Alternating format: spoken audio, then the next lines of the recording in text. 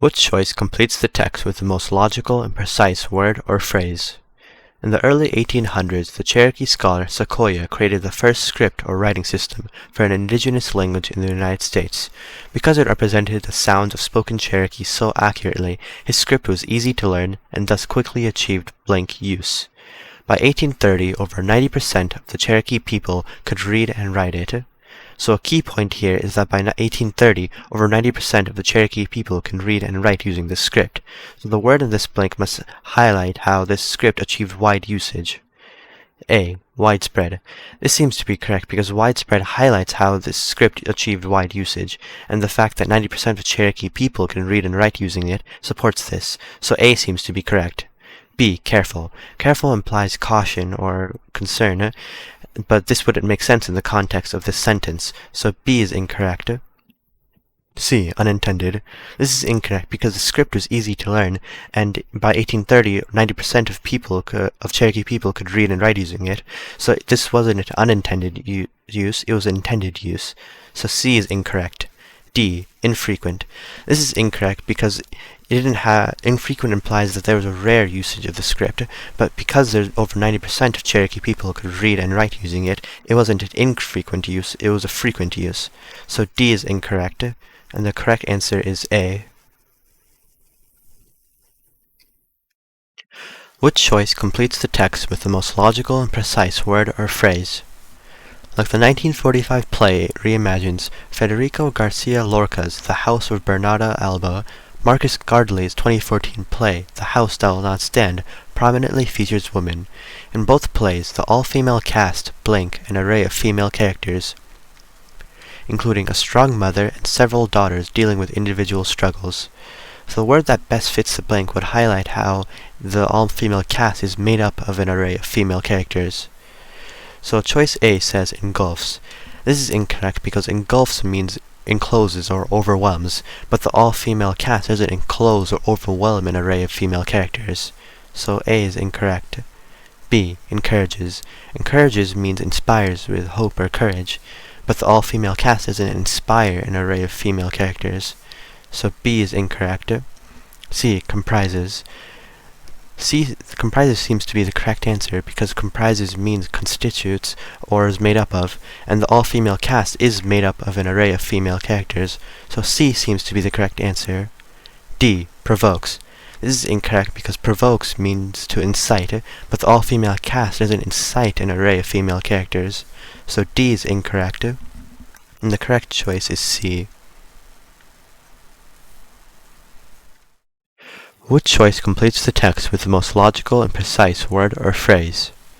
During a 2014 archaeological dig in Spain, Vincent Lull and his team uncovered the skeleton of a woman from El Algar, an early Bronze Age society, buried with valuable objects signaling a high position of power. This finding may persuade researchers who have argued that Bronze Age societies were ruled by men to blank that women may have also held leadership roles. So the word that best fits here would highlight how researchers admitted that women also had held leadership roles. So choice A says wave. This is incorrect because wave means to refrain from insisting on something being observed, but in the context of this text this wouldn't make sense, so A is incorrect. B. Concede. This seems to be correct because concede means to accept or to admit, and this would make sense because it says that this finding may persuade researchers who have argued that Bronze Age societies were ruled by men to accept that women may have also held leadership roles, so B seems to be correct. C. Refute. This is incorrect because this would imply that Bronze Age societies were ruled only by men, but the evidence in the previous sentence highlights how women also held positions of power, so C is incorrect. D. Require. This is incorrect because require means to demand or to mandate, but in the context of this sentence, it wouldn't make sense. So D is incorrect. So the correct choice is B.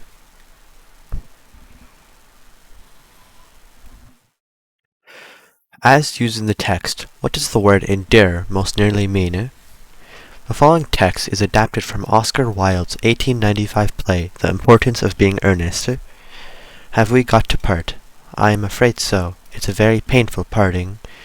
It is always painful to part from people whom one has known for a very brief space of time.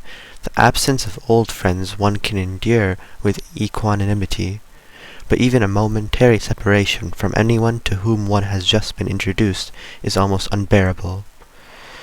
So endure here means to bear or to withstand.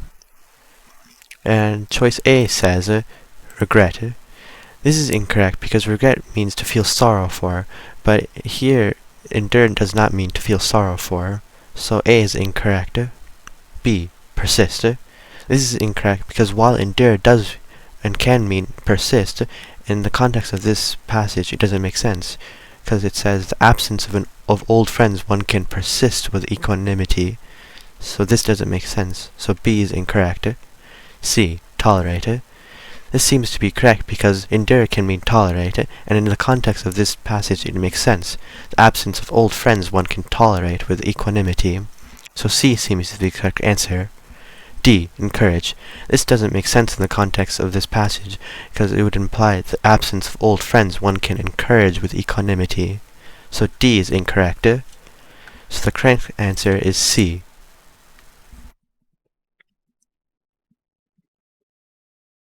Which choice best states the main purpose of the text? The following text is from the 1924 poem Cycle by Darcy McNichol, who is a citizen of the Confederated Salish and Kootenai tribes. There shall be new roads wending, a new beating of the drum. Men's eyes shall have fresh seeing, grey lives reprise their span. But under the new sun's being, completing what night began, there'll be the same backs bending, the same sad feet shall drum. When this night find its ending, and day shall have come. So the main idea here is that there's a positive and a negative, and that this repeats, and this is a repetitive cycle. And this positive is that there will be new roads wending and a new beating of the drum. The negative, the same backs bending and the same sad feet shall drum. So the answer choices should reflect this main idea. Answer choice A says, to consider how the repetitiveness inherent in human life can be both rewarding and challenging. This seems to be correct because it highlights the both positive and negative aspects, the rewarding part and the challenging part, and how this repeats. So A seems to be correct. B, to question whether activities completed at one time of day are more memorable than those completed at another time of day. This is incorrect because the text doesn't highlight whether activities completed at one time are more memorable than those completed at another time. So B is incorrect. C, to refute the idea that joy is a more commonly experienced emotion than sadness is. This is incorrect because the text doesn't discuss or compare how joy to sadness, and from the text it more shows how joy and sadness are more equal. So C is incorrect. D, to demonstrate how the experiences of individuals relate to the experiences of their communities. This is incorrect because the text doesn't talk about experiences of individuals compared to the experiences of their communities. So the correct answer is A.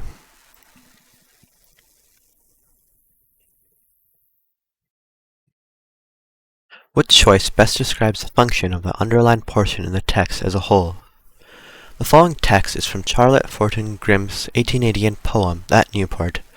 Oh, deep delight to watch the gladsome waves, exultant leap upon the rugged rocks, ever repulsed, yet ever rushing on, filled with a life that will not know defeat, to see the glorious hues of the sky and sea, the distant snowy sails glide spirit-like into an unknown world, to feel the sweet enchantment of the sea thrill all the soul, clearing the clouded brain, making the heart leap joyous as its own bright singing waves. So these two lines describe the waves, describing them as being ever repulsed, yet ever rushing on, so that they're constantly moving forward, but they're always being stopped. So choice A says, it portrays the surroundings as an imposing and intimidating scene.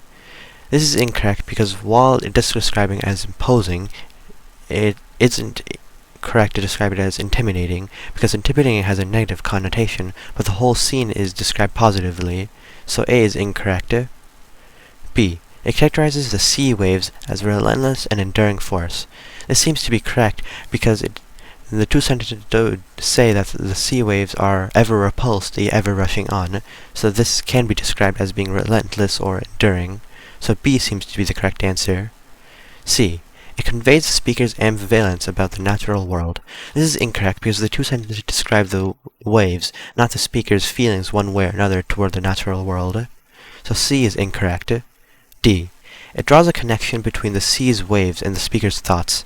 This is incorrect because the two sentences simply describe the waves, not the speaker or his thoughts. So D is incorrect, and the correct choice is B.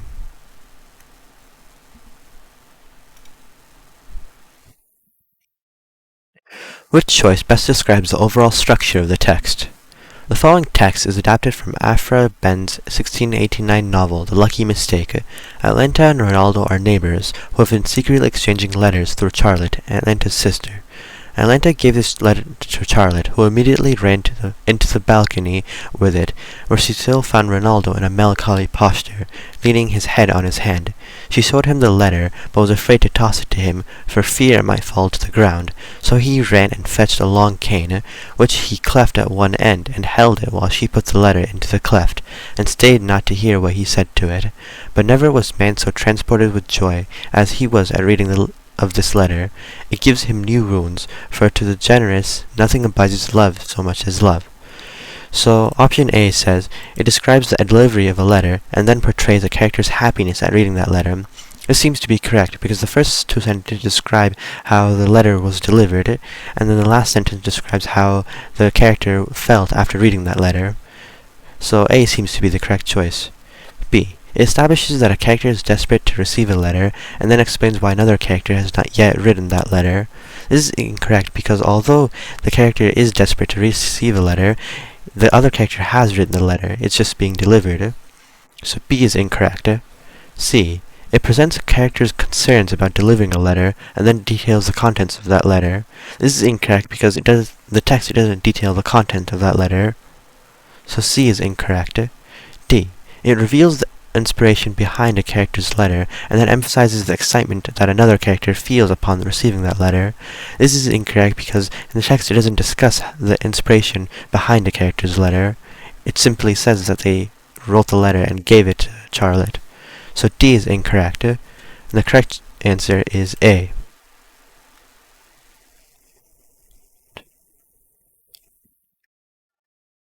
What choice best states the main idea of the text? The following text is adapted from Frances Hodgson Burnett's 1911 novel, The Secret Garden. Mary, a young girl, recently found an overgrown hidden garden. Mary is an odd, determined little person, and now she had something interesting to be determined about. She was very much absorbed, indeed. She worked and dug and pulled up weeds steadily, only becoming more pleased with her work every hour, instead of tiring of it.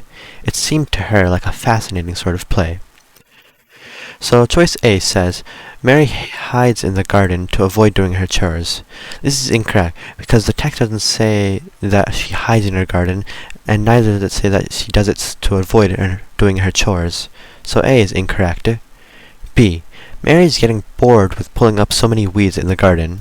This is incorrect because it says here that she becomes more pleased with her work every hour instead of tiring of it. So she's not getting bored, she's becoming more fascinating with it. So B is incorrect. C. Mary is clearing out the garden to create a space to play. This is incorrect because she doesn't clear out the garden to create a space to play. Her clearing out the garden is a sort of play for her. So C is incorrect. D. Mary feels very satisfied when she's taking care of the garden. This is correct because it says that she becomes pleased with her work every hour, and that she's pulling up weeds steadily. So she's taking care of the garden while being more fascinated and pleased with it. So D. Mary feels very satisfied when she's taking care of the garden is correct. So the correct choice is D. What choice best states the main idea of the text? Believing that living in an impractical space can heighten awareness and even improve health, conceptual artists Madeline Jins and Shusaku Arakawa designed an apartment building in Japan to be more fanciful than functional. A kitchen counter is chest-high on one side and knee-high on the other. A ceiling has a door to nowhere. The effect is disorienting but invigorating. After 4 years there, filmmaker Nobu Yamakoa reported significant health benefits. So choice A says, Although inhabiting a home surrounded by fanciful features, such as those designed by Jinns and Arakawa, can be rejuvenating, it is unsustainable. This is incorrect because although it is described as being rejuvenating or invigorating, the text doesn't describe the home design as being sustainable or not. So A is incorrect. B. Designing disorienting spaces like those in the Jinns and Arakawa building is the most effective way to create a physically stimulating environment. This is incorrect because although it does say that living in impractical space can heighten awareness, it doesn't say this is the most effective way to create a physically stimulating environment. So B is incorrect. C. As a filmmaker, Yamakawa has long supported the designs of conceptual artists such as Jinns and Arakawa. This is incorrect because the focus of the text isn't on Yamakawa's views of the designs, it's more so on the fact that living in impractical spaces can heighten awareness and improve health. So C is incorrect. D. Although impractical, the design of the apartment building by Jinns and Arakawa may improve the well-being of the building's residents. This seems to be correct because the first sentence itself shows that living in impractical space can heighten awareness and improve health, and the rest of the passage supports this. So D is the correct choice.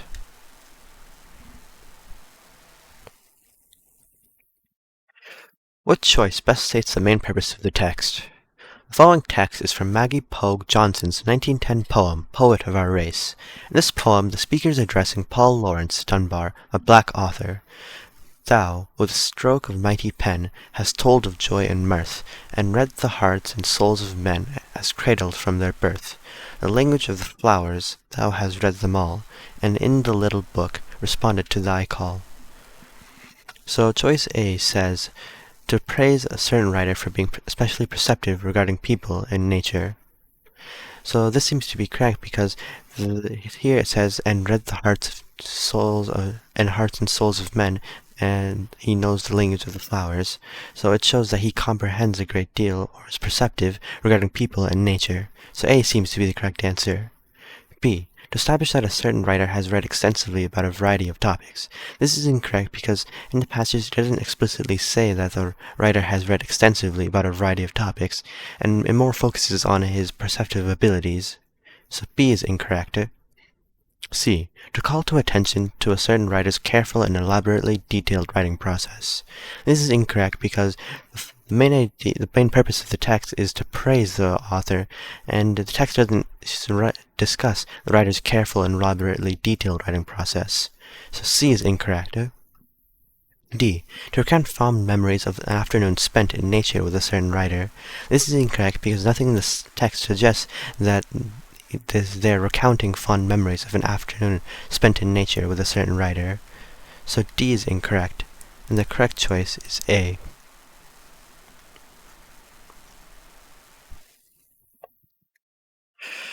Which quotation from To You most effectively illustrates the claim? To You is an 1856 poem by Walt Whitman. In the poem, Whitman suggests that he deeply understands the reader, whom he addresses directly, writing blank. So the claim here is that Whitman deeply understands the reader and that he addresses them directly. So choice A says, your true soul and body appear before me. This seems to be correct because here it shows that he directly addresses the reader by saying your, and it shows that he also deeply understands the reader by saying that he sees his true soul and body appear before him. So A seems to be the correct answer. B. Whoever you are, now I place my hand upon you, that you be my poem. This is incorrect because while it does address the reader directly, it doesn't show that he deeply understands the reader. So B is incorrect. C. I should have made my way straight to you long ago. This is incorrect for the same reason as B, because although it does directly address the reader, it doesn't show that he deeply understands the reader. D. Whoever you are, I fear you are walking the walks of dreams.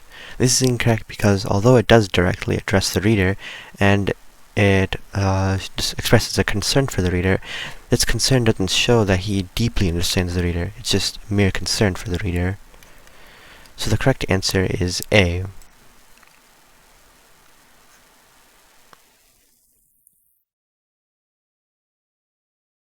Which choice best describes data from the table that supports the researcher's claim? A group of researchers working in Europe, Asia, and Oceania conducted a study to determine how quickly different Eurasian languages are typically spoken, in syllables per second, and how much information they can effectively convey, in bits per second. They found that although languages vary widely in the speed at which they are spoken, the amount of information languages can effectively convey tends to vary much less. Thus, they claim that two languages with very different spoken rates can nonetheless convey the same amount of information in a given amount of time. So the claim here is that two languages with different spoken rates can convey the same amount of information in a given time. So choice A says, among the 5 languages in the table, Thai and Hungarian have the lowest rates of speech and the lowest rates of information conveyed. This is incorrect for 2 reasons. Firstly, Thai and Hungarian don't have the lowest rates of speech. Vietnamese and Thai have the lowest rates of speech. And this doesn't support the researcher's claim, because it shows that the lowest rates of speech have the lowest information conveyed. So A is incorrect. B. Vietnamese conveys information at approximately the same rate as Spanish does, despite being spoken at a slower rate. This seems to be correct, because Vietnamese is spoken at a rate of speech of 5.3 syllables per second, and Spanish at 7.7 syllables per second, but the rate of information for Spanish is 42 bits per second, and for Vietnamese 42.5. So this shows that despite having different rates of speech, they convey approximately the same information per second. So this supports the claim, and so B seems to be the correct answer. C. Among the 5 languages in the table, the language that is spoken the fastest is also the language that conveys information the fastest. This is incorrect because this doesn't support the researcher's claim. D. Serbian and Spanish are spoken at approximately the same rate, but Serbian conveys information faster than Spanish does. This is incorrect because Serbian does not convey information faster than Spanish does. So the correct answer is B.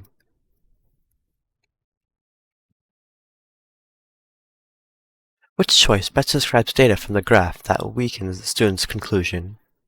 To investigate the effect of lizard predation on spider populations, a student in biology class placed spiders in 2 enclosures, one with lizards and one without it, and tracked the number of spiders in the enclosure for 30 days. The student concluded that the reduction in spider population count in the enclosure with lizards by day 30 was entirely attributable to the presence of the lizards. So the claim here is that the reduction in spider population in the enclosure with lizards was entirely due to the presence of the lizards. So A says the spider population count was the same in both enclosures on day 1. This is incorrect because this doesn't weaken the student's conclusion, it merely states a fact. So A is incorrect. B. The spider population count also substantially declined by the day 30 in the enclosure without lizards. This seems to be correct because this weakens the student's conclusion, because the student's conclusion is that the reduction in spider population was entirely attributable to the presence of lizards, but the fact that the spider population also substantially declined by day 30 in the enclosure without lizards shows that lizards weren't the only reason that the spider population decreased. So B seems to be the correct answer. C. The largest decline in the spider population count in the enclosure with lizards occurred from day 1 to day 30. This is incorrect because this doesn't weaken the student's conclusions, it merely states a fact. So C is incorrect. D. The spider population count on day 30 was lower in the enclosure with lizards than in the enclosure without lizards. This is incorrect because this doesn't weaken the student's conclusions, but the fact that the spider population in the enclosure without lizards decreased so substantially shows that the reduction in spider population wasn't entirely due to the presence of lizards. So D is incorrect, and the correct choice is B.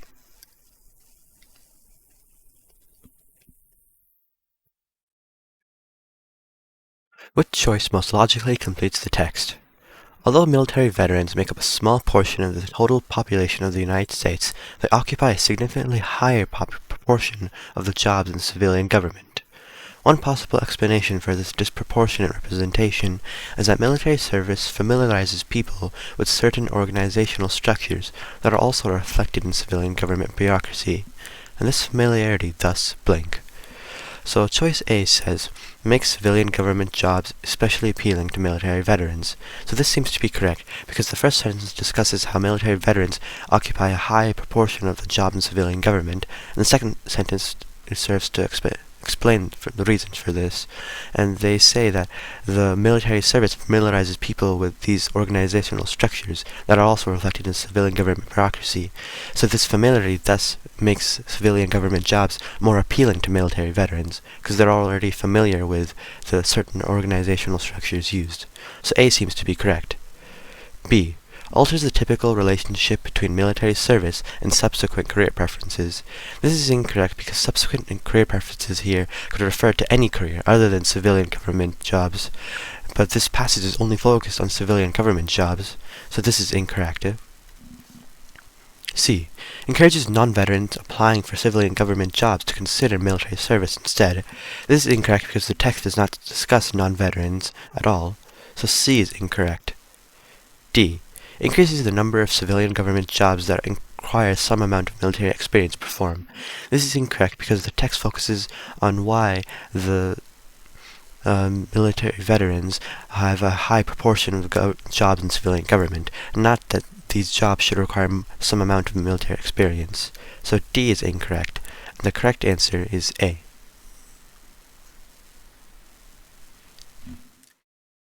Which choice completes the text so that it conforms to the conventions of standard English?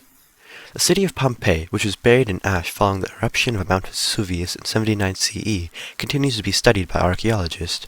Unfortunately, as blank attest, archaeological excavations have disrupted ash deposits at the site, causing valuable information about the eruption to be lost.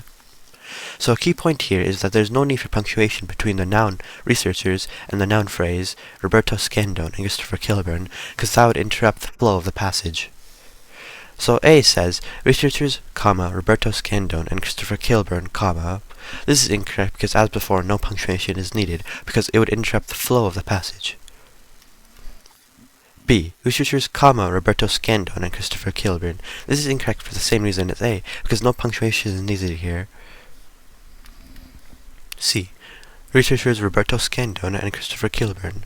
This seems to be correct because there is no punctuation, and it properly fits the text, making it say, as researchers Roberto Scandone and Christopher Kilburn attest.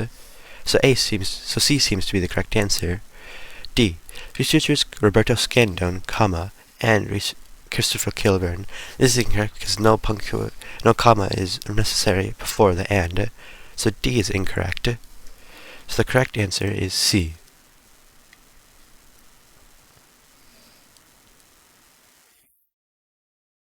Which choice completes the text so that it conforms to the conventions of standard English? Seneca sculptor Mary Watt's blanket art comes in a range of shapes and sizes. In 2004, Watt sewed strips of blankets together to craft a 10 by 13 inch blanket. In 2014, she arranged folded blankets in 2 large stacks and then cast them in bronze, creating 2 curving 18-foot tall blue-bronze pillars. So a key point here is that there's 2 independent clauses in the second sentence. The first being, in 2004, Watt sewed strips of blankets together to craft a 10 by 13 inch blanket, and the second being, in 2014, she arranged folded blankets into 2 large stacks, and then cast them in bronze, creating 2 curving 18-foot tall blue-bronze pillars. So the proper punctuation here would connect these 2 independent clauses. So choice A says, sampler, later, This is incorrect because a comma here would result in a comma splice, and later isn't a proper conjunction, so this improperly connects the 2 independent clauses. So A is incorrect. B. Sampler, semicolon. This seems to be correct because semicolon properly connects 2 independent clauses, and because the second clause still refers to the same topic as the first clause, a semicolon would fit here. So B seems to be the correct answer. C. Sampler, This is incorrect for the same reason as A, because a comma here would result in a comma splice, and because there's no conjunction, then it does not properly connect the 2 independent clauses. So C is incorrect. D. Sampler, later, This is incorrect because the same reason as C and A, because these commas will result in a comma splice, and later isn't a proper conjunction. So D is incorrect. And the correct answer is B.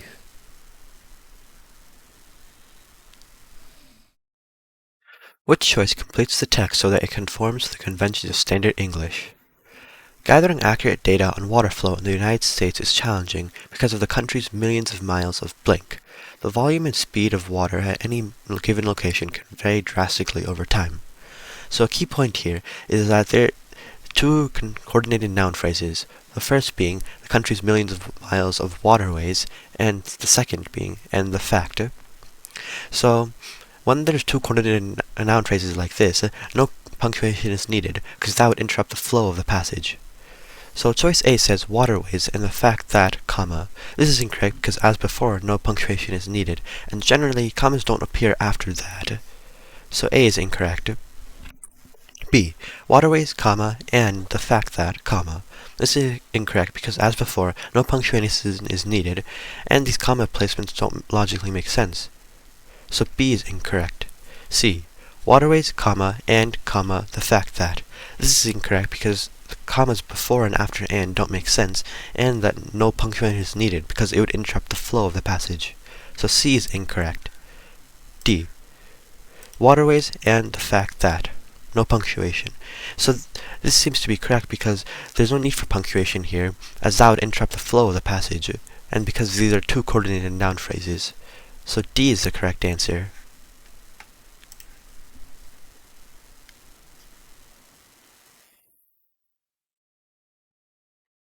Which choice completes the text so that it conforms to the conventions of standard English? In assessing the films of Japanese director Akira Kurosawa, blank have missed his equally deep engagement with Japanese artistic traditions such as no theater. So a key point here is that the word after this comma here would highlight the noun of the phrase, and the noun here seems to be critics, because it is the critics that assess Kurosawa's theater. So choice A says, many critics have focused on Kurosawa's use of Western literary sources, but... So this seems to be correct because it properly puts critics after the comma, highlighting that the critics is the noun of the sentence, and the use of but properly shows how they use Western literary sources, but they don't regard the Japanese sources and traditions. So A seems to be the correct answer. B. Kurosawa's use of Western literary sources has been the focus of many critics, comma, who. This is incorrect because this results in a dangling modifier, where it implies that the Western literary sources are the ones that are assessing Kurosawa's work. But this is incorrect because it is the critics who are assessing it, not the Western literary sources. So B is incorrect. C. There are many critics who have focused on Kurosawa's use of Western literary sources, comma, but they. This is incorrect because like B, this results in a dangling modifier, where there is improperly placed right after the comma, and this would imply that it is there that are assessing Kurosawa's work, but this is not the case. So C is incorrect. D. The focus of many critics has been on Kurosawa's use of Western literary sources, semicolon, they. So this is incorrect because this, like B and C, results in a dangling modifier, where it implies that it is the focus of the many critics that assess the work of Kurosawa. Additionally, the semicolon placed here is not correct because it would improperly disrupt the flow of the sentence. So D is incorrect, and the correct answer is A.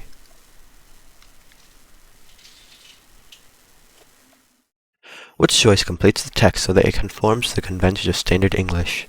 Joshua Hinson, director of the Language Revitalization Program of the Chickasaw Nation in Oklahoma, helped produce the world's first indigenous language instructional app, comma, Chickasaw blank, Chickasaw TV in 2010, semicolon, and Rosetta language course in Chickasaw, comma, in 2015.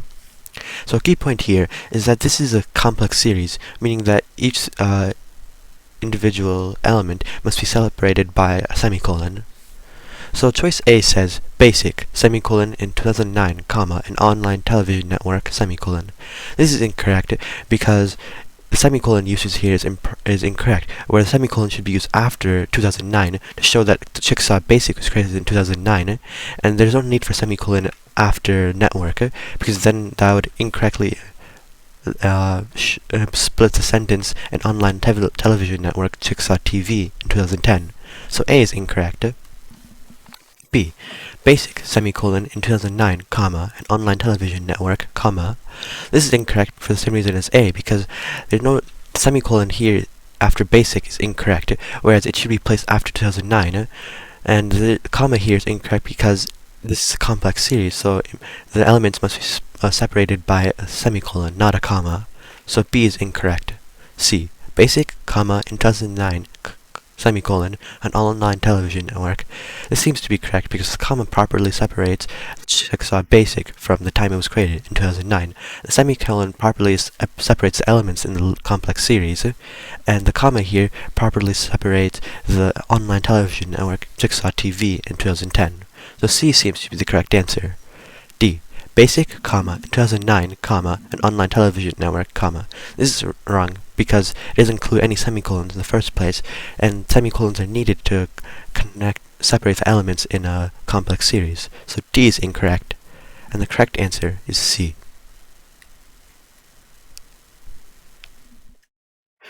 Which choice completes the text so that it conforms to the conventions of standard English? A group of ecologists led by Axel Mithofer at the Max Planck Institute for Chemical Ecology in Germany examined the defensive responses of two varieties of the sweet potato, blank TN57, which is known for its insect resistance, and TN66, which is much more susceptible to pests. So a key point here is that there are two parts of this sentence. One is the main clause, which is from a group of ecologists to the sweet potato, and the supplementary phrase, which is from the TN57 to pests. So the supplementary phrase expands or elaborates on information introduced in the main clause, so the proper punctuation here would connect these two parts of the sentence. So option A says plant period. This is incorrect because if a period were to be placed here, then the second sentence would start from TN57, but the second sentence cannot start from this phrase. So A is incorrect. B. Plant semicolon. This is incorrect because a semicolon is used to connect two independent clauses, but in this case there's only one independent clause and one supplementary phrase, so a semicolon cannot be used here. C. Plant. This is incorrect because there's no punctuation to connect the main clause with the supplementary phrase, so C is incorrect. D. Plant colon. This is correct because a colon can be used to elaborate on information discussed earlier, and if it were to be used here, it would properly describe how the TN57 and TN66 are two varieties of the sweet potato, so D is the correct choice. What choice completes the text with the most logical transition? When, in the 1800s, geologists first realized that much of Earth had once been covered by great sheets of ice, some theorized that the phenomena was cyclical, occurring at regular intervals. Each ice age is so destructive, though, that it largely erases the geological evidence of its predecessor. Blank. Geologists were unable to confirm the theory of cyclical ice ages until the 1960s. So the second sentence discusses how the ice age is so destructive that it erases evidence of the preceding ice age. And the third sentence discusses how the geologists were unable to confirm the theory of cyclical ice ages until the 1960s. So the proper transition here would show how the information in the third sentence, that they were unable to confirm the theory of cyclical ice ages, was because the ice ages would destroy the evidence of its preceding ice age. So choice A says hence. This seems to be correct because hence correctly implies that the information in the third sentence is a consequence or a result of the information in the preceding sentence. So this makes sense. So A seems to be the correct answer. B. Moreover. This is incorrect because moreover implies that the information in this sentence, the third sentence, will be on the same topic of the information in the preceding sentence. But this would imply that the information in the third sentence is about the destructiveness of the ice age, but instead it's about how geologists were unable to confirm the theory of the cyclical ice ages until the 1960s. So B is incorrect. C. Nevertheless. This is incorrect because nevertheless implies that the information in the third sentence is disregarding the information in the previous sentence. But instead of this, the information in the third sentence is a consequence of the information in the second sentence. So C is incorrect. D. Next. This is incorrect because next implies that there is a process or a series of steps, but this is not true. because the third sentence is basically the consequence of the information in the second sentence. So D is incorrect, and the correct answer is A.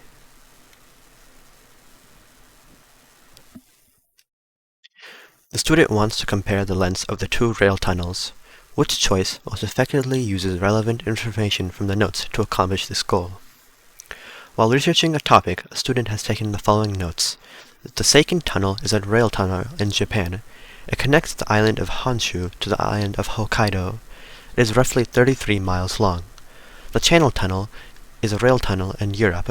It connects Folkestone, England to Coquelles, France. It is about 31 miles long. A. Some of the world's rail tunnels, including one tunnel that extends from Folkestone, England to Coquelles, France, are longer than 30 miles. This is incorrect because it does not compare the length of two rail tunnels, it just says that some of the rail tunnels are longer than 30 miles. So A is incorrect. B. The Seikan Tunnel is roughly 33 miles long, while the slightly shorter Channel Tunnel is about 31 miles long. This seems to be correct because it properly compares the length of two rail tunnels, the Seikan Tunnel, which is 33 miles long, and the Channel Tunnel, which is 31 miles long. And it says how the Seikan Tunnel is slightly larger, or the Channel Tunnel is slightly shorter than the Seikan Tunnel. So B seems to be the correct answer. C. The Seikan Tunnel, which is roughly 33 miles long, connects the Japanese islands of Honshu and Hokkaido. This is incorrect because, like A, it doesn't compare the lengths of two rail tunnels, and this answer choice simply says that the Seikan Tunnel is 33 miles long, and it connects two different places together. So C is incorrect. D. Both the Seikan Tunnel, which is located in Japan, and the Channel Tunnel, which is located in Europe, are examples of rail tunnels. This is incorrect because while it does discuss two rail tunnels, it does not compare their lengths. It simply says that it simply describes two examples of rail tunnels. So D is incorrect, and the correct choice is B. Student wants to specify the reason the Pleiades' appearance has changed. Which choice most effectively uses relevant information from the notes to accomplish this goal?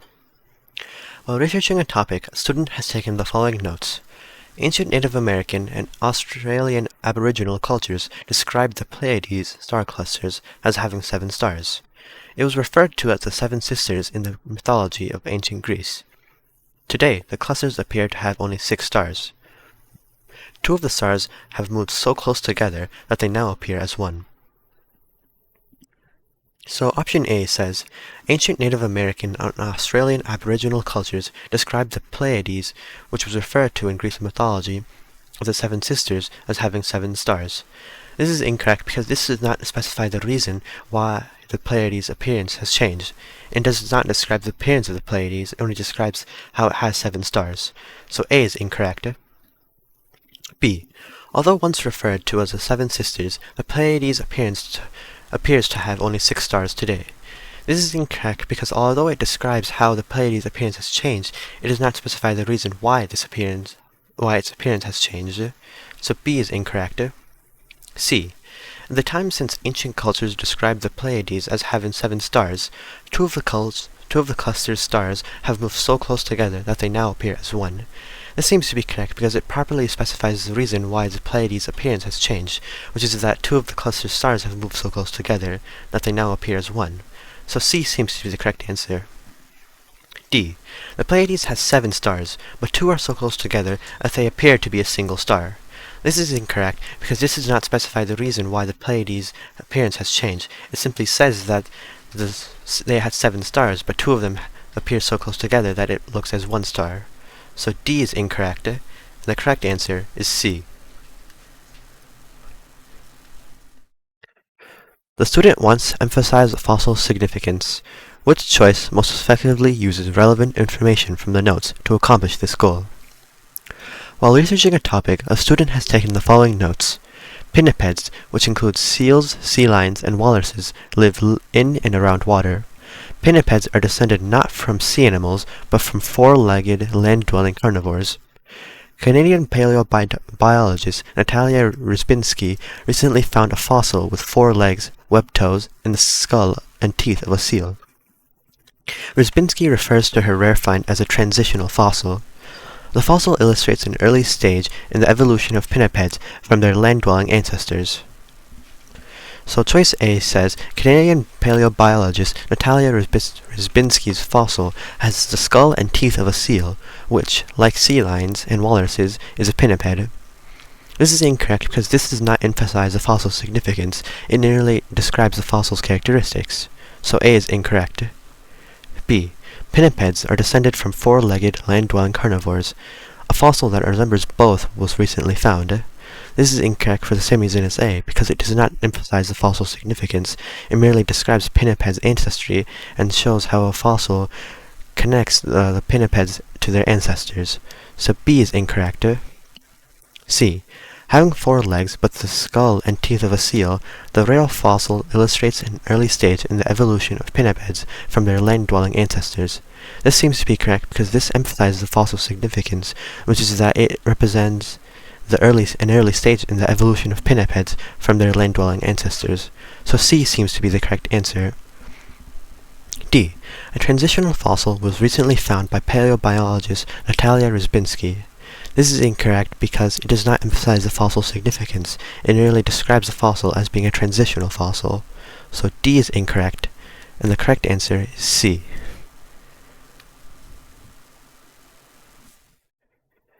The student wants to emphasize a difference between the two portraits. Which choice most effectively uses relevant information from the notes to accomplish this goal? While researching a topic, a student has taken the following notes. Gaspar Enriquez is an artist. He specializes in portraits of Mexican Americans. A portrait is an artistic representation of a person. Enriquez completed a painting of the sculptor Luis Jimenez in 2003. He completed a drawing of the writer Rodolfo Anaya in 2016. So choice A says, the portraits or artistic representations of Luis Jimenez and Rodolfo Anaya were both completed by Enriquez in the early 2000s. This is incorrect because this does not emphasize a difference between the two portraits. Rather, it shows a comparison or a similarity between the two, which is that they were both completed by Enriquez in the early 2000s. So A is incorrect. B. Enriquez has completed portraits of numerous Mexican Americans, including sculptor Luis Jimenez and writer Rodolfo Anaya. This is incorrect because this does not describe the difference between the two portraits. It simply states that Enriquez has completed portraits of numerous Mexican Americans. So B is incorrect. C. While both are by Enriquez, the 2003 portrait of Luis Jimenez is a painting, and the 2016 portrait of Rodolfo Anaya is a drawing. This seems to be correct because this does emphasize a difference between the two portraits, where one is a painting and the other is a drawing. So C seems to be the correct answer. D. Luis Jimenez was a Mexican-American sculptor, and Rodolfo Anaya was a Mexican-American writer. This is incorrect because this does not describe a difference between the two portraits. This shows a difference between the two people. So D is incorrect, and the correct answer is C. The student wants to emphasize the role a misconception played in the naming of the place. Which choice most effectively uses relevant information from the notes to accomplish this goal? While researching a topic, a student has taken the following notes. Las Sergas de Esplandian was a novel popular in 16th century Spain. The novel featured a fictional island inhabited solely by black women and known as California. That same century, Spanish explorers learned of an island off the west coast of Mexico. They called it California after the island in the novel. The island was actually a peninsula now known as Baja California, Lower California, which lies to the south of the U.S. state of California. So choice A says, the novel Las Sergas de Esplandian featured a fictional island known as California. This is incorrect because this does not describe a misconception, nor does it describe the role of this misconception in the naming of a place. So A is incorrect. B. To the south of the U.S. state of California lies Baja California, originally called California after a fictional place. This, like A, is incorrect because it did not describe a misconception or how it played a role in the naming of a place. It simply describes Baja California and how it was called California before. So B is incorrect. C. In the 16th century, Spanish explorers learned of a peninsula off the west coast of Mexico and called it California. This, like A and B, is incorrect because it did not describe the role of a misconception in the naming of a place. So C is incorrect. D. Thinking it was an island, Spanish explorers called a peninsula California after an island in a popular novel. This is correct because it shows that the misconception is that the Spanish explorers thought it was an island, but it was actually a peninsula, and so this resulted in them calling it California after the popular island in a novel. So D is the correct answer. The student wants to emphasize a similarity between the two paintings. Which choice most effectively uses relevant information from the notes to accomplish this goal? While researching a topic, a student has taken the following notes.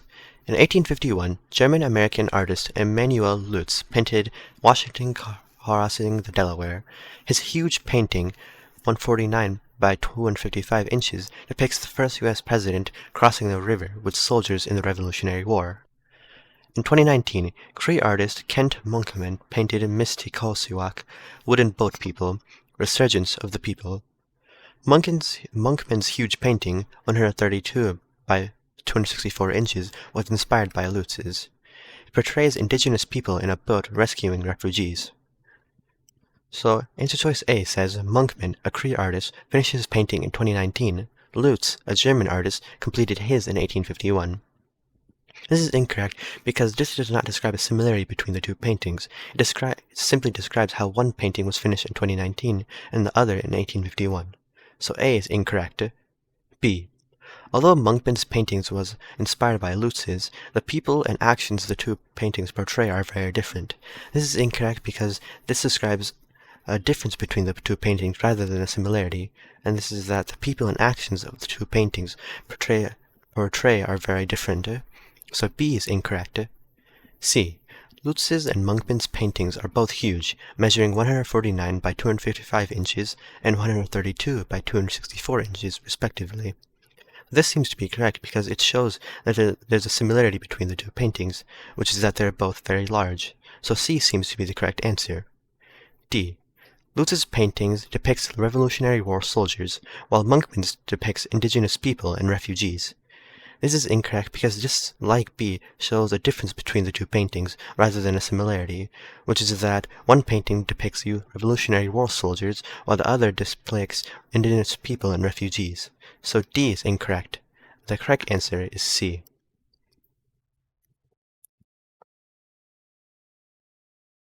Which choice completes the text with the most logical and precise word or phrase? In addition to being an accomplished psychologist himself, Francis Cecil Sumner was a blank, increasing the opportunity for black students to study psychology, helping to found the psychology department at Howard University, a historically black university, in 1930. So answer choice A says proponent of.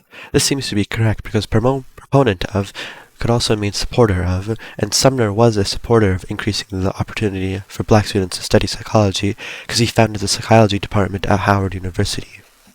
So A seems to be the correct answer. B. Supplement to. This is incorrect because supplement to means addition to, but Sumner wasn't an addition to increasing the opportunity for black students to study psychology, because this doesn't make sense in the context of this passage. So B is incorrect. C. Beneficiary of.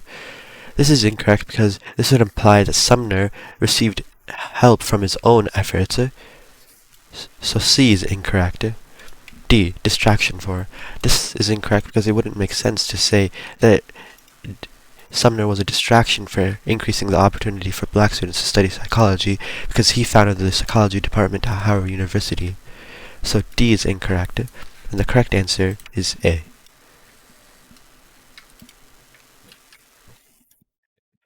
Which choice completes the text with the most logical and precise word or phrase? For her 2021 art installation, Anthem, Wu Sing joined forces with singer and composer Beverly Glenn Copeland to produce a piece that critics found truly blank. They praised Sing for creatively transforming a museum rotunda into a dynamic exhibit by projecting filmed images of Glenn Copeland onto a massive 84-foot curtain and filling the space with the sound of his and other voices singing. So answer choice A says restrained. This is incorrect because restrained implies limited or not extravagant or showy, but the critics found Sing's piece creative and emphasized how it transformed the museum rotunda into a dynamic exhibit, and it highlighted how there were huge images and there's lots of sounds, so restrained wouldn't make sense here. So A is incorrect. B. Inventive. This seems to be correct because inventive implies creativity, and the critics praised Tseng for her creativity as she transformed the museum rotunda into a dynamic exhibit. So B seems to be the correct answer. C. Inexplicable. This is incorrect because inexplicable implies that the critics could not describe or interpret the art installation, but the second part of the sentence, after the colon, shows how they praise Tseng for her creativity, and how they emphasize how there are huge images and lots of sounds. So inexplicable wouldn't make sense here. D. Mystifying. This is incorrect because the critics didn't find the art installation bewildering or perplexing. Instead, they praised it for being creative and inventive. So D is incorrect, and the correct answer is B.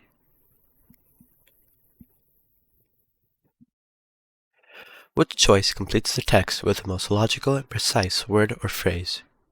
Scholarly discussions of gender in Shakespeare's comedies often celebrate the rebellion of the playwright's characters against the rigid expectations by Elizabethan society. Most of the comedies end in marriage, with characters returning to their socially dictated gender roles after previously defying them, but there are some notable exceptions. So, choice A says interjected. This is incorrect because interjected implies that it's inserted between other things, but this would not make sense in the context of this text, so A is wrong. B. Committed. This is incorrect because committed implies entrusted to, but this would not make sense in the context of the passage, where it would say that scholarly discussions of gender in Shakespeare's comedies often celebrate the rebellion of the playwright's characters against the rigid expectations entrusted by Elizabethan society. So this does not make sense, so B is incorrect. C. Illustrated. This is incorrect because illustrated means clarified with examples, but the rebellion of the playwright's characters against the rigid expectations were not clarified with examples by Elizabethan society. They're more so laid down by. So C is incorrect. D. Prescribed. This is the correct answer because prescribed implies that these rigid expectations were rules laid down by Elizabethan society, which makes sense in this context. So D is the correct answer. Which choice completes the text with the most logical and precise word or phrase? The work of Kiowa painter T.C. Cannon derives its power in part from the tension among his blank influences. Classic European portraiture with its realistic treatment of faces, the American pop art movement with its vivid colors, and flat style, the intertribal painting style that rejects the effect of depth typically achieved through shading and perspective. So choice A says complementary. This is incorrect because complementary implies that the different influences work together or help each other out, but it clearly shows that there's tension among these different influences. So A is incorrect. B. Unknown. This is incorrect because this implies that these influences are unknown, but the second part of the sentence shows that there are three different influences: classic European portraiture, American pop art movement, and intertribal flat style. So these influences are known. So B is incorrect. C. Disparate. This seems to be correct because disparate implies that these influences are distinct and not similar, and this second part of the sentence proves this, where it describes the differences between the two, where European portraiture is realistic, the American pop art movement is vivid, and the intertribal flat style rejects the use of shading and perspective to achieve depth. So C seems to be the correct answer. D. Interchangeable. This is incorrect because the second part of the sentence emphasizes how these different influences are differing from one another, so it wouldn't make sense for these influences to be able to change places with one another. So D is incorrect, and the correct answer is C.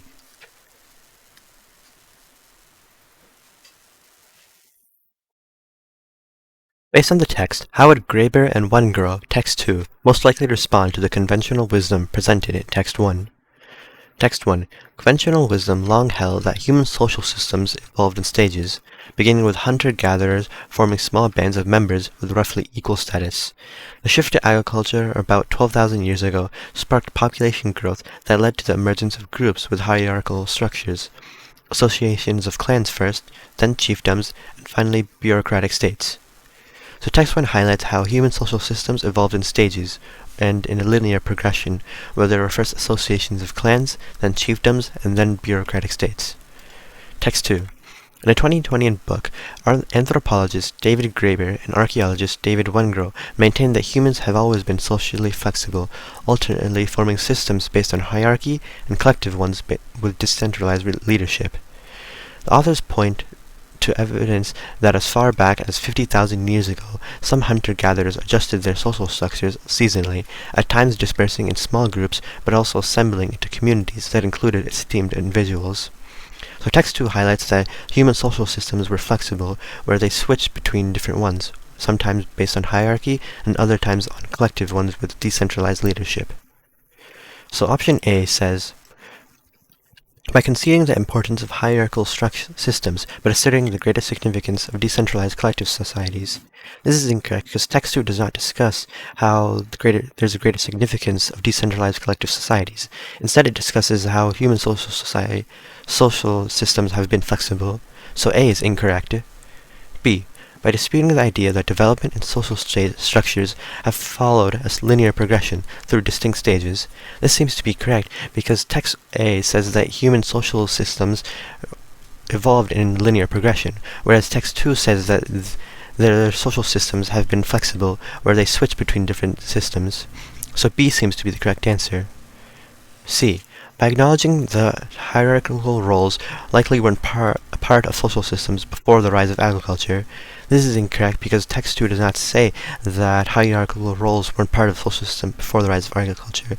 Instead, it points to the fact that there might have been hierarchical roles before the rise of agriculture. So C is incorrect. D. By challenging the assumption that groupings of hunter-gatherers were amongst the earliest forms of social structure. This is incorrect because the focus of text 2 is how human social systems have been flexible, not on how the groupings of hunter-gatherers were among the earliest forms of social structure. So D is incorrect, and the correct answer is B.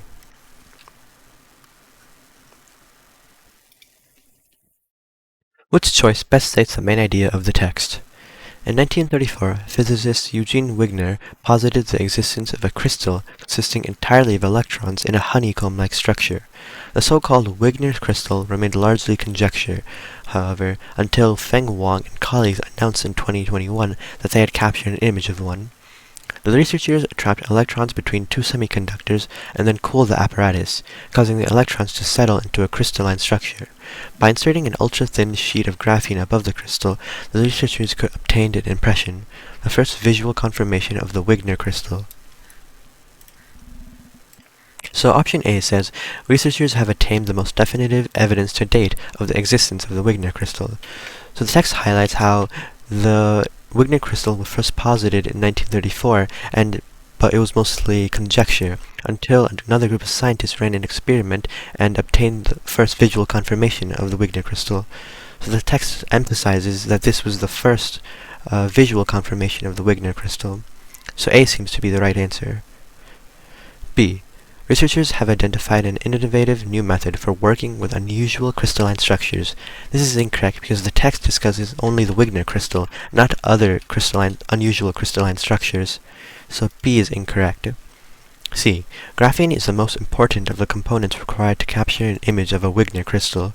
This is incorrect because the text doesn't describe the importance of graphene, and neither does it describe the relative importance of the other components required to capture an image of the Wigner crystal. So C is incorrect. D. It's difficult to acquire an image of a Wigner crystal because of the crystal's honeycomb structure. This is incorrect because the text does not mention that it was difficult to acquire an image of the Wigner crystal because of the its honeycomb structure. So D is incorrect, and the correct answer is A.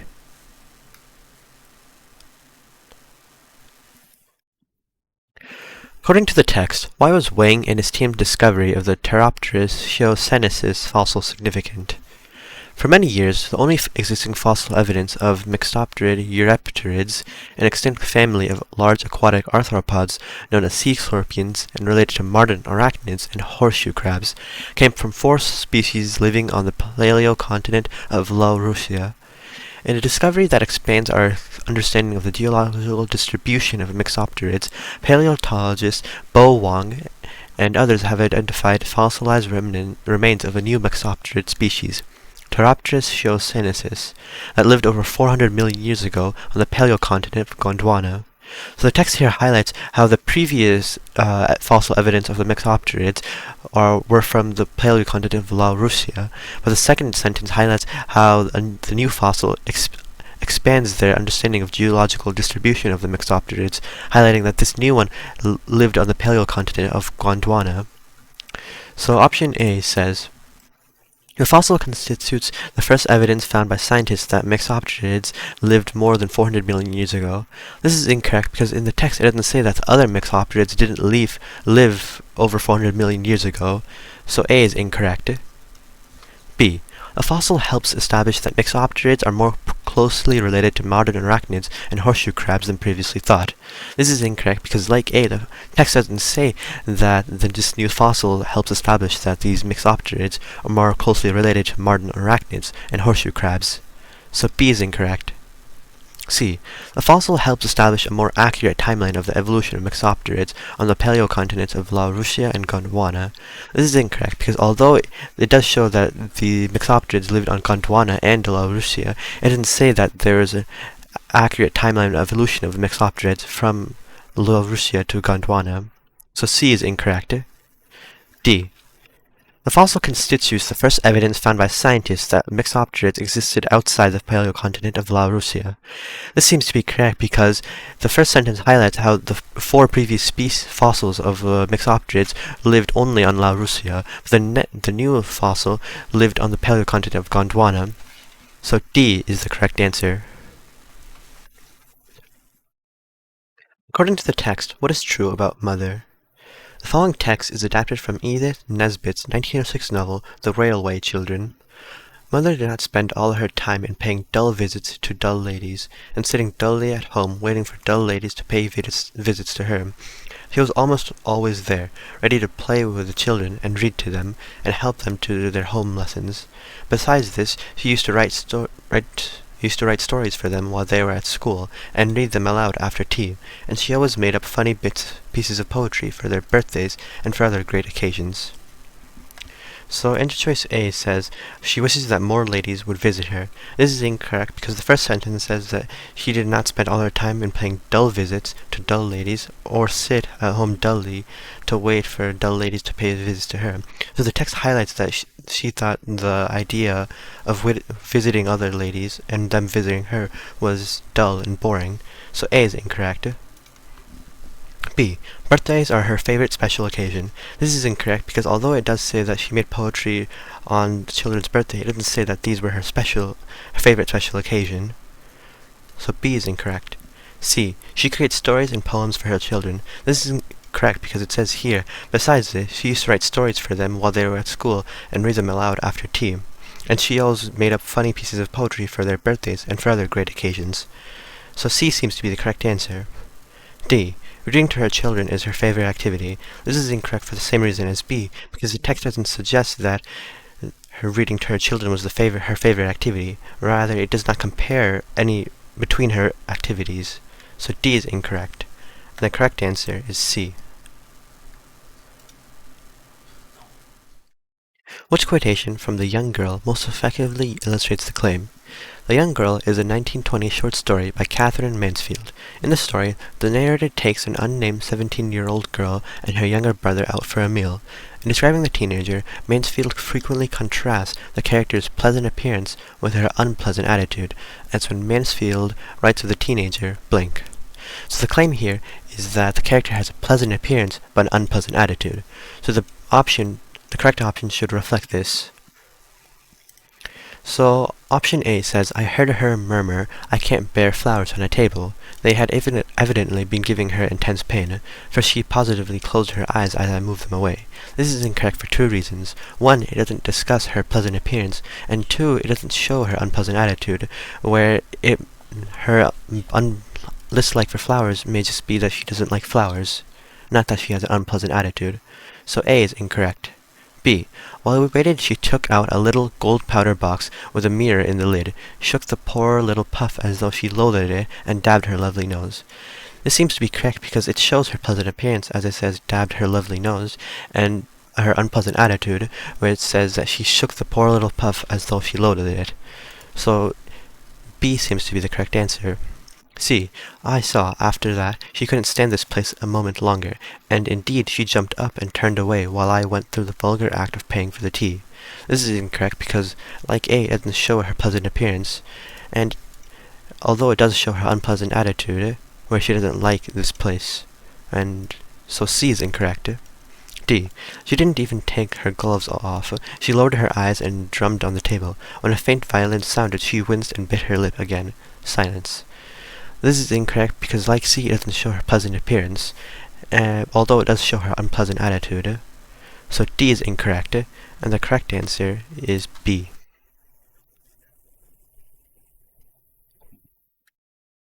Which choice best describes data from the table that support Barrett and Rayfield's suggestion?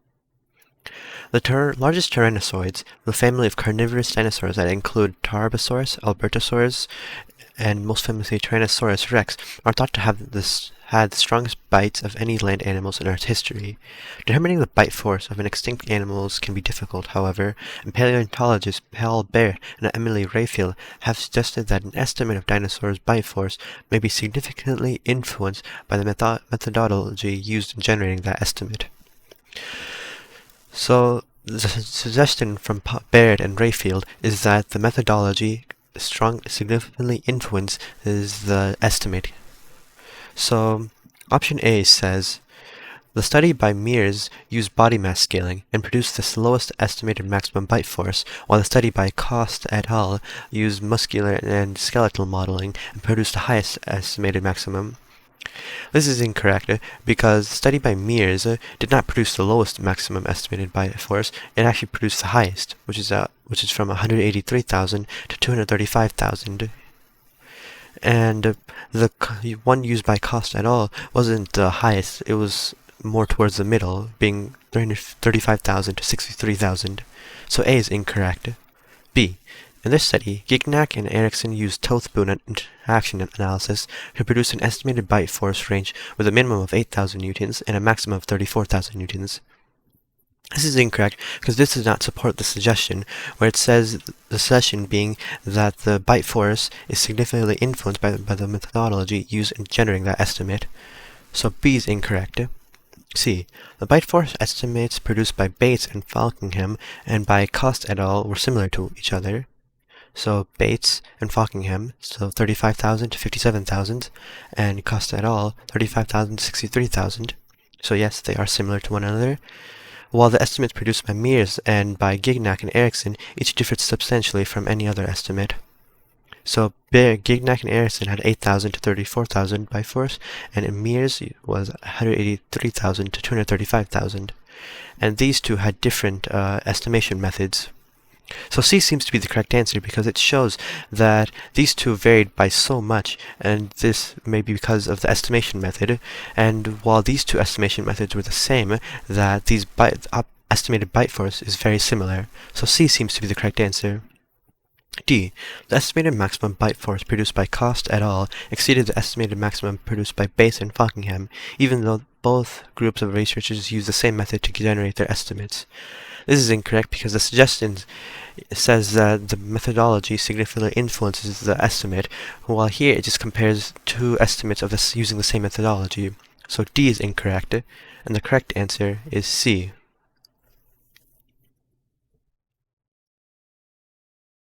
Which finding, if true, will most directly undermine Foster's hypothesis? When digging for clams, their primary food, sea otters damage the roots of eelgrass plants growing on the sea floor. Near Vancouver Island in Canada, the otter population is large and well established, yet the eelgrass meadows are healthier than those found elsewhere off Canada's coast. To explain this, conservation scientist Aaron Foster and colleagues compared the Vancouver Island meadow to meadows where otters are absent or were reintroduced only recently. Finding that the Vancouver Island meadows have a more diverse gene pool than the others do, Foster hypothesized that damage to eelgrass roots increase the plant's rate of sexual reproduction. This in turn boosts genetic diversity, which benefits the meadow's health overall.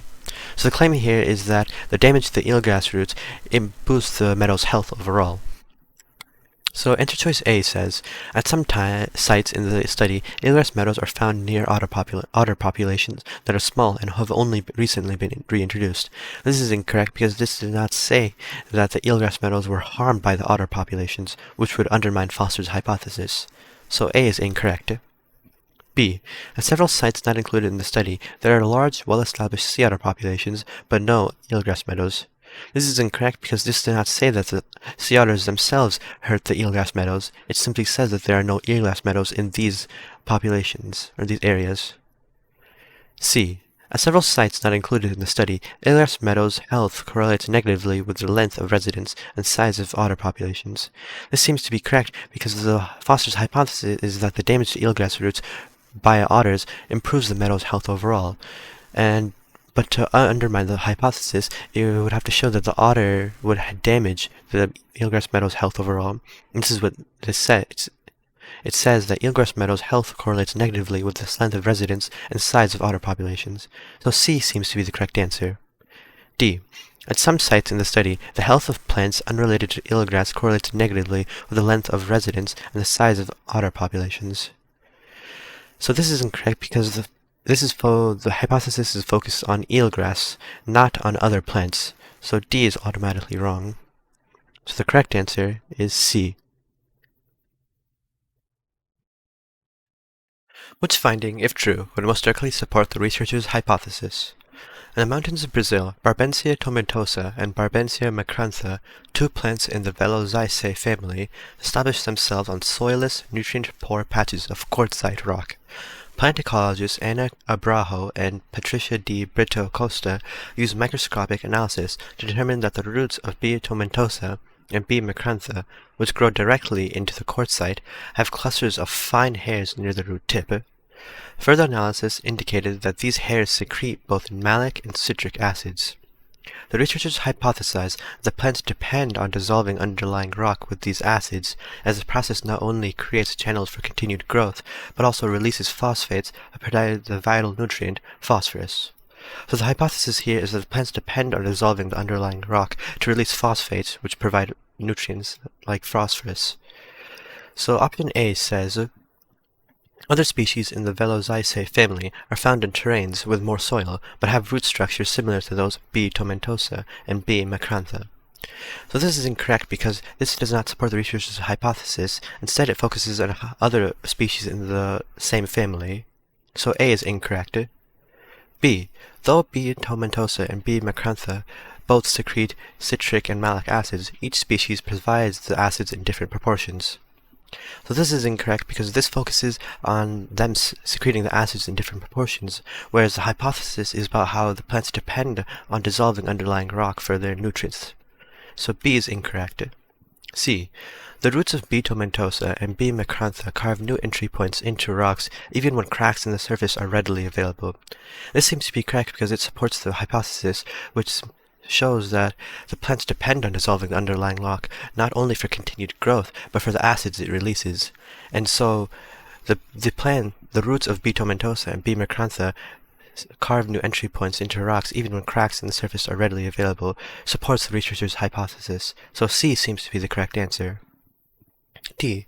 B. tomentosa and B. macrantha thrive even when transferred to the surfaces of rocks that do not contain phosphates. This is incorrect because this disproves the hypothesis, which is that the plants depend on dissolving the underlying rock for the nutrients like phosphorus. But here it shows that when they are transferred to surfaces of rock that do not contain phosphates, they still thrive. So D is incorrect, and the correct answer is C. Which choice most logically completes the text? Ancestral Pueblans, the civilization from which present-day Pueblo tribes descended, emerged as early as 1500 BCE in an area of what is now the southwestern United States, and dispersed suddenly in the late 1200 CE, abandoning established villages with systems for farming crops and turkeys. Recent analysis comparing turkey remains at Mesa Verde, one such village in southern Colorado, to samples from modern-day turkey populations in the Rio Grande Valley Valley of north central New Mexico determined that the latter birds descended in part from turkeys cultivated at Mesa Verde, which shared genetic markers appearing only after 1280. Thus, researchers concluded that blank. So, answer choice A says, conditions of the terrains in Rio Grande Valley and Mesa Verde had greater similarities in the past than they do today. This is incorrect because the text doesn't compare the terrains of Rio Grande Valley and the Mesa Verde. Rather, they talk about ancestral pueblos and their farming practices. So A is incorrect. B. Some ancestral pueblos migrated to the Rio Grande Valley in the late 1200s and carried farming practices with them. This seems to be correct because here it says that the latter birds descended in part from turkeys cultivated at Mesa Verde. So it's saying that the birds in Rio Grande Valley were descended in part from turkeys cultivated at Mesa Verde. So this shows that the ancestor pueblos could have migrated to the Rio Grande Valley in the late 1200s and carried their farming practices with them. So B seems to be the correct answer. C. Indigenous peoples living in the Rio Grande Valley primarily planted crops and did not cultivate turkeys before 1280. This is incorrect because the text doesn't say that they didn't cultivate crops. They didn't cultivate turkeys before 1280, and neither does it say that they primarily planted crops. So C is incorrect. D. The ancestral pueblos of Mesa Verde likely adopted the farming practices of indigenous peoples living in other regions. This is incorrect for the same reason as C, because this text doesn't mention that they adopted the farming practices of indigenous peoples living in other regions. Rather, it suggests that they kept their farming practices. So D is incorrect, and the correct answer is B. Which choice most logically completes the text? Ratified by more than 90 countries, the Nagoya Protocol is an international agreement ensuring that indigenous communities are compensated when their agricultural resources and knowledge of wild plants and animals are utilized by agricultural corporations. However, the protocol has shortcomings. For example, it allows corporations to insist that their agreements with communities to conduct research on the commercial uses of the community's resources and knowledge remain confidential. Therefore, some indigenous advocates express concern that the protocol may have the unintended effect of blank. So answer choice A says, diminishing the monetary reward that corporations might derive from their agreements with indigenous communities.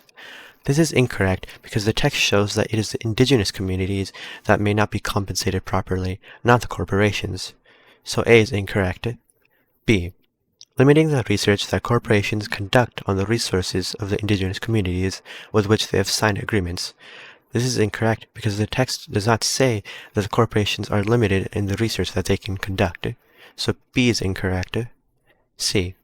Preventing the independent observers from determining whether the agreements guarantee equitable compensations for indigenous communities. This seems to be correct because the text shows the corporations insist that their research remain confidential and that this may have the unintended effect of preventing independent observers from determining whether the agreements guarantee equitable compensation for indigenous communities. So C seems to be the correct answer. D. Discouraging indigenous communities from learning new methods for harvesting plants and animals from their corporate partners. This is incorrect because the text shows that the corporations learn new methods for harvesting plants and animals from their corporate partners, not that the indigenous communities learn these from their corporate partners. So D is incorrect, and the correct answer is C.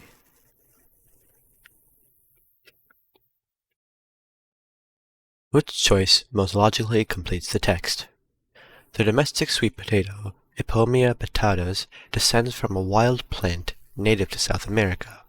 It also populates the Polynesian islands, where evidence confirms that native Hawaiians and other indigenous peoples were cultivating the plant centuries before seafaring first occurred over the thousands of miles of ocean separating them from South America. To explain how the sweet potato was first introduced in Polynesia, botanist Pablo Munoz Rodriguez and colleagues analyzed the DNA of numerous varieties of the plant, concluding that Polynesian varieties diverged from South American ones over 300,000 years ago. Given that Polynesia was peopled only in the last 3,000 years, the team concluded that blank. So option A says, the cultivation of the sweet potato in Polynesia likely predates its cultivation in South America. This is incorrect because the text does not suggest the time where sweet potatoes were cultivated in either Polynesia or in South America, so A is incorrect. B. Polynesian peoples likely acquired the sweet potato from South American peoples only within the last 3,000 years. This is incorrect because the text clearly says that the Polynesian varieties of sweet potatoes diverged from South American ones over 100,000 years ago. And since Polynesia was peopled only in the last 3,000 years, it's therefore not possible for the Polynesian people to acquire the sweet potato from South American people. So B is incorrect. C. Human activity likely played no role in the introduction of the sweet potato in Polynesia. This seems to be correct because the text suggests this, where it shows that the Polynesian varieties of sweet potatoes diverged from South American ones over 100,000 years ago, and that Polynesia was only peopled in the last 3,000 years. Therefore, it's not possible that human activity played a role in the introduction of sweet potato in Polynesia. So C seems to be the correct answer. D. Polynesian sweet potato varieties likely descended from a single South American variety that was domesticated, not wild. This is incorrect because the first sentence shows that the domestic sweet potato descends from a wild plant native to South America. So D is incorrect. And the correct answer is C.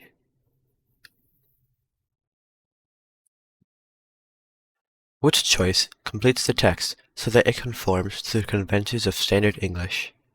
In Death Valley National Park's racetrack playa, a flat, dry lake bed are 162 rocks, some weighing less than a pound, but others almost 700 pounds, that move periodically from place to place, seemingly of their own volition. Racetrack-like trails in the blank, mysterious migration. So answer choice A says, playas, sediment marks the rocks, ''s. This is incorrect because this does not show the possessiveness for playas, where it is the playas sediment, not multiple playas sediment. So A is incorrect. B. Playas, ''s, sediment mark the rocks, no apostrophe. This is incorrect because although the apostrophe is used correctly in playas, which is before the s, there's no apostrophe used for the rocks, where there should be an apostrophe after the s to show that there are multiple rocks and they each have their own mysterious migration. So B is incorrect. C. Playas, ''s, sediment mark the rocks, apostrophe after the s. This seems to be correct because it properly shows that there's one playa and it has its sediment marker, and that there are multiple rocks and they each have their own mysterious migration. So C seems to be the correct answer. D. Playas, apostrophe after the s, sediment mark the rocks, apostrophe after the s. This is incorrect because this implies that there are multiple playas, but there's only one playa. So D is incorrect, and the correct answer is C. Which choice completes the text so that it conforms to the conventions of standard English? Nigerian author Buchi Emecheda's celebrated little oeuvre includes The Joys of Motherhood, a novel about the changing roles of women in the 1950s, Blink, a television play about the private struggles of a newlywed couple in Nigeria, and Head Above Water, her autobiography. So answer choice A says, Lagos, a kind of marriage, This is incorrect, because although the comma after a kind of marriage properly separates the title phrase from the supplementary phrase after it, the comma after Lagos is incorrect, because this is a complex series, and it uses semicolons to separate the elements, so instead of a comma here, there should be a semicolon. So A is incorrect. B. Lagos, a kind of marriage, This seems to be correct because it properly uses a semicolon to separate the elements in the complex series, and a comma to separate the title phrase from the supplementary phrase after it. So B seems to be the correct answer. C. Lagos, a kind of marriage, : This is incorrect because there should be semicolon here, and the colon here doesn't make sense because there should be the colon here is used to elaborate further information, but this is not the case here, so C is incorrect. D. Lagos, a kind of marriage. This is incorrect because although it does use a semicolon properly, there is no punctuation after a kind of marriage to separate this phrase from the supplementary phrase after it. So D is incorrect, and the correct answer is B. Which choice completes the text so that it conforms to the conventions of standard English? In 2016, engineer Vanessa Galvez oversaw the installation of 164 bioswales, vegetated channels designed to absorb and divert stormwater along the street of Queens, New York, by reducing the runoff flowing into city sewers, blank. So a key point here is that after this phrase, the subject, bioswales, should be placed immediately after it to specify and clarify that it is the noun or subject of the sentence. So option A says, the mitigation of both street flooding and the resulting pollution of nearby waterways has been achieved by bioswales. This is incorrect because this results in a dangling modifier where it's unclear what the subject or noun is, and this would be fixed if bioswales were put towards the beginning of the sentence. So A is incorrect. B. The bioswales have mitigated both street flooding and resulting pollution of nearby waterways. This seems to be correct because it properly places the bioswales immediately after the comma to show that bioswales is the subject or noun of the sentence, so B seems to be correct. C. The bioswales mitigation of both street flooding and the resulting pollution of nearby waterways has been achieved. This is incorrect because this doesn't specify the subject or noun, making it unclear because this highlights the bioswales mitigation of both street flooding, not the bioswales, so C is incorrect. D. Both street flooding and the resulting pollution of nearby waterways have been mitigated by bioswales. This is a ding modifier like C and A, and therefore it is incorrect. But this would be fixed if bioswales were placed more towards the beginning of the sentence. So D is incorrect. The correct answer is B.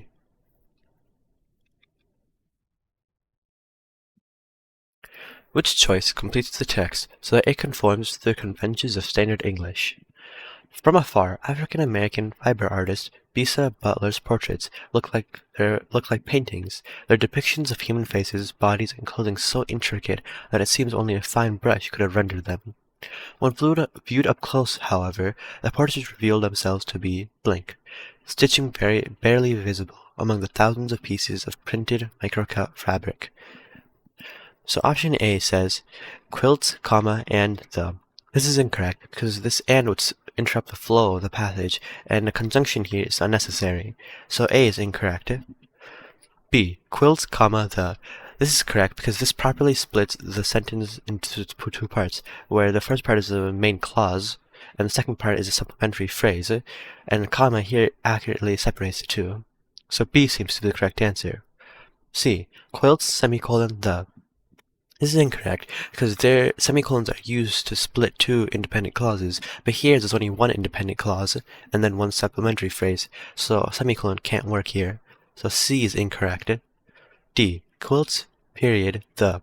This is incorrect because this would split the sentence into two, and the second sentence would be a sentence fragment, and therefore D is incorrect. And the correct answer is B.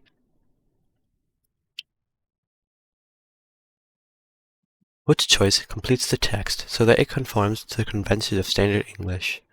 Compared to that of alumina glass, blank, silica glass atoms are so far apart that they are unable to reform bonds after being separated.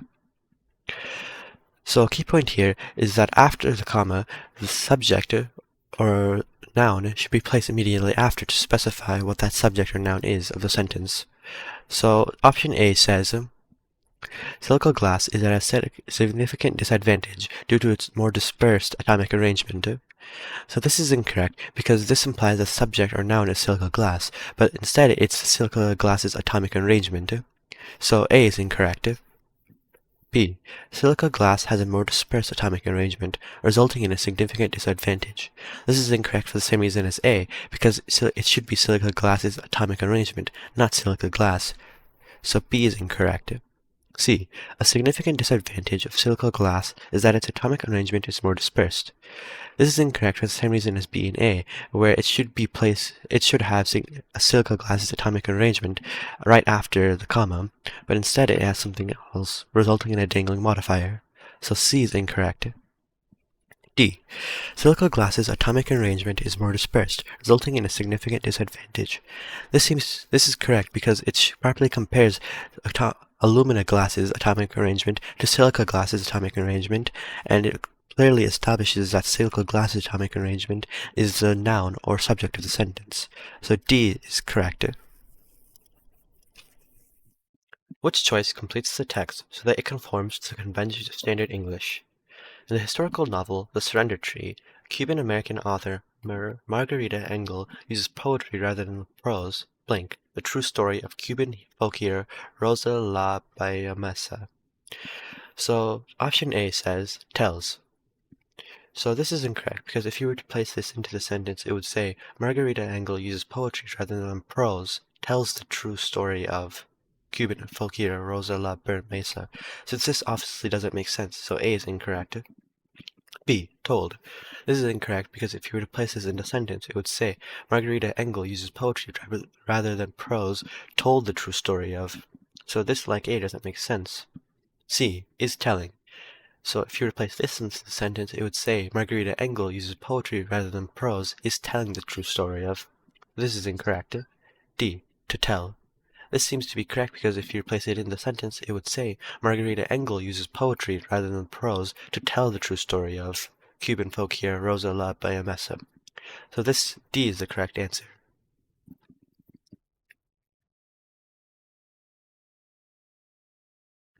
Which choice completes the text so that it conforms to the conventions of standard English? Sociologist Elton Okinawa sits on the review board tasked with adding new sites to the Hawaii Register of Historic Places, which includes Pilihani, Ohio, and the Opecas Road Bridge. Okinawa doesn't make such decisions, blank. All historical designations must be approved by a group of 9 other experts from the field of architecture, archaeology, history, and Hawaiian culture. So, option A says single-handedly, however, semicolon. This seems to be correct because there are 2 parts of the sentence. There are 2 independent clauses, and the comma here separates the supplementary adverb from the first main clause, and the semicolon properly separates the 2 independent clauses. So A seems to be the correct answer. B. Single-handedly, semicolon, however, comma. This is incorrect because this places the however in the second part of the sentence where it wouldn't make sense, whereas it should be placed in the first part of the sentence to make more sense. So if this would be correct if the semicolon and comma were to switch places. So B is incorrect. C. Single-handedly, comma, however, comma. This is incorrect because this results in a comma splice, where a comma attempts to connect 2 independent clauses without a conjunction. So C is incorrect. D. Single-handedly, however. This is incorrect because this simply results in a run-on sentence.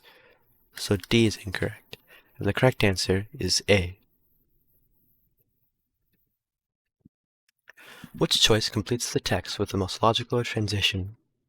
When Chinese director Chloe Zhao accepted the Oscar in 2021 for her film Nomadland, she made Academy Award history. Blank. Only one other woman, Catherine Bigelow of the United States, had been named the Best Director at the Oscars, making Zhao the second woman and the first Asian woman to win the award.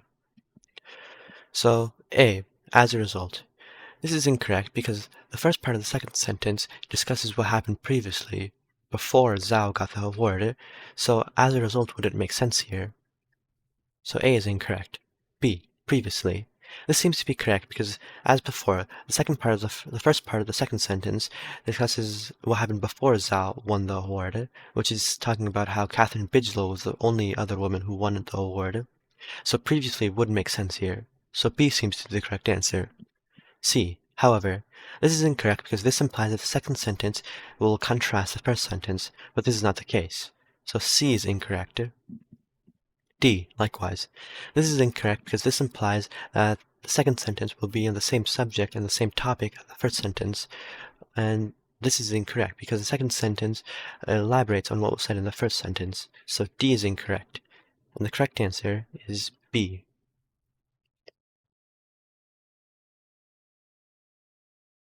Which choice completes the text with the most logical transition? Researchers Helena Milhejevic-Brent, Lucia Santamaria, and Marco Tulny report that while mathematicians may have traditionally worked alone, evidence points to a shift in the opposite direction. Blank, mathematicians are choosing to collaborate with their peers, a trend illustrated by a rise in the number of mathematicians publications credited to multiple authors. So answer choice A says similarly. This is incorrect because this implies that the claim in the second sentence is separate to, but similar to the claim in the previous sentence, but the second sentence elaborates what was said in the first sentence. So A is incorrect. B. For this reason. This is incorrect because the second sentence elaborates what was said in the previous sentence, and the first sentence does not give a reason for why there's a shift. It simply says that there is a shift. So B is incorrect. C. Furthermore, this is incorrect because this implies that the second sentence will add on to the claim in the first sentence, but instead it elaborates on the claim in the first sentence. So C is incorrect. D. Increasingly. This is correct because increasingly implies that there's a trend or a shift to mathematicians working together, and this is correct because the second sentence highlights a trend illustrated by the rise in the number of mathematic publications credited to multiple authors. So D is the correct answer. Which choice completes the text with the most logical transition? When soil becomes contaminated by toxic metals, it can be removed from the ground and disposed of in a landfill. Blank. Contaminated soil can be detoxified via photoremediation. Plants that can withstand high concentration of metals absorb the pollutants and store them in their shoots, which are then cut off and safely disposed of, preserving the health of the plants. So, option A says alternatively. This seems to be correct because alternatively implies that the second sentence will offer a new method to the one already offered in the first sentence, and this is correct because this correctly explains what was said in the passage, where the first sentence offers one method and the second sentence offers another method. So A seems to be the correct answer. B. Specifically. This is incorrect because specifically implies the second sentence will elaborate on what was said in the first sentence, but this is not the case, where the second sentence establishes a new method already to the one established in the first sentence. So B is incorrect. C. For example, this is incorrect for the same reason as B, because the second sentence does not elaborate on what was said in the first sentence, it offers a new method to what was already offered in the first sentence. So C is incorrect. D. As a result, this is incorrect because the second sentence is not a consequence or a result of what was said in the first sentence. So D is incorrect, and the correct answer is A.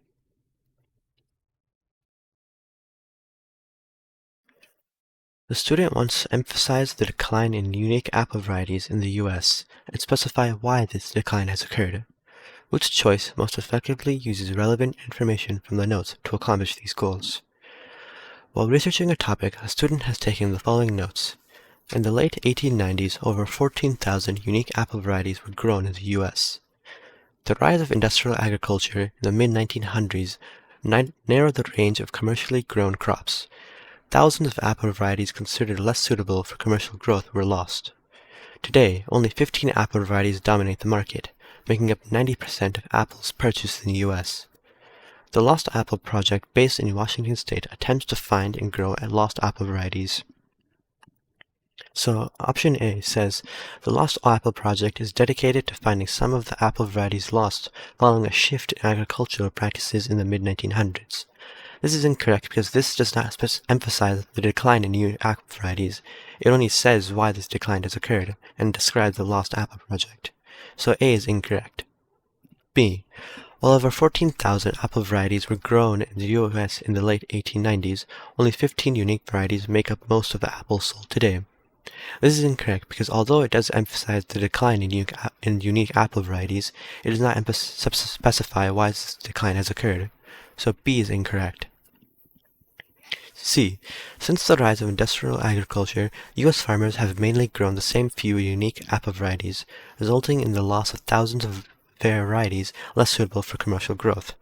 This seems to be correct because it emphasizes the decline in unique apple varieties by saying that there's thousands of varieties that were lost because they were less suitable for commercial growth, and explains why this decline has occurred, which is because U.S. farmers have mainly grown the same few unique apple varieties. So C seems to be the correct answer. D. As industrial agriculture rose to prominence in the mid-1900s, the number of crops selected for cultivation decreased dramatically. This is incorrect because this does not emphasize the decline in unique apple varieties. So D is incorrect, and the correct answer is C. The student wants to introduce Catherine Halverson's book to an audience already familiar with the Atlantic Monthly. Which choice most effectively uses relevant information from the notes to accomplish this goal? While researching a topic, a student has taken the following notes. The Atlantic Monthly magazine was first published in 1857. The magazine focused on politics, art, and literature. 2019, historian Catherine Haverson published the book Faraway Woman in the Atlantic Monthly. Its subject is female authors whose autobiographies appeared in the magazine in the early 1900s. One of the authors discussed is Juanita Harrison. So option A says, Catherine Haverson's Faraway Woman and the Atlantic Monthly discusses female authors whose autobiographies appeared in the magazine in the early 1900s. This seems to be correct because it introduces Catherine Haverson's book, Faraway Woman and the Atlantic Monthly, and it already emphasizes that this is to an audience that already knows or is familiar with the Atlantic Monthly by not showing any information about the Atlantic Monthly and referring it to as a magazine. So A seems to be the correct answer. B. A magazine called the Atlantic Monthly, referred to in Catherine Haverson's book title, was first published in 1857. This is incorrect because this does not introduce Catherine Haverson's book. It just talks about the Atlantic Monthly, so B is incorrect. C. Faraway Woman and the Atlantic Monthly features contributors to the Atlantic Monthly, first published in 1857 as a magazine focused on politics, arts, and literature. This is incorrect because the